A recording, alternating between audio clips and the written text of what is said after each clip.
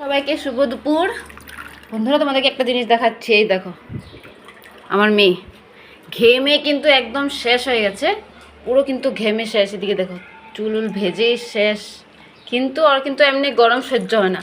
কিন্তু ওই যে রাখো, কিন্তু যত দেরি আমি এই রান্নাঘরে থাকবো, 1 ঘন্টা লাগুক 2 ঘন্টা লাগুক, ও আমার সাথে এখানে বসেই থাকবো। কখন থেকে বলছি যাও, এখান থেকে যাও, রান্নাঘর থেকে যাও, কিন্তু শোনেই না। দেখো বন্ধুরা, এই দেখো, বলছে, আমি জিজ্ঞাসা করলে বলছে আমি দেখছি তুমি কিভাবে সবজি কাটো, কিভাবে রান্না করো।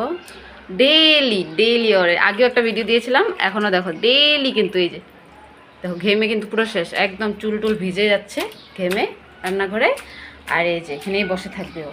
আমি কিন্তু সবজি কাটছি, এখনও রান্না করব। সবজি সব কাটার পর, রান্না টান্না করার পর, তারপর যাবে ওইখান থেকে। এ দেখো, কী করবো বলো ওকে? কি তো এমনি কিন্তু একদমই গরম সহ্য হয় না। একটু দেরি ফ্যান না চলাই, পুরো বলবে ফ্যান চালাও মামা, ফ্যান চালাও, ফ্যান চালাও। উফ, গরম হচ্ছে। এখন দেখো, কখন থেকে বলছি যাও ফ্যানের নিচে যাও। এই দেখো গরমে কী অবস্থা। এই হলো আমার সোনামা।